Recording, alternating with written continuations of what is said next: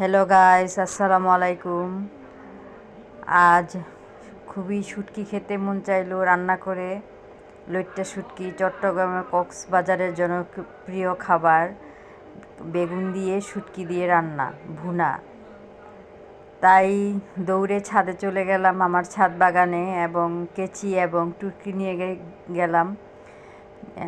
ভাবলাম একটা ছোট্ট ভিডিও নেই। বুঝিনি তো রাত্রে বেগুন পাড়তেছি, কী এক অবস্থা।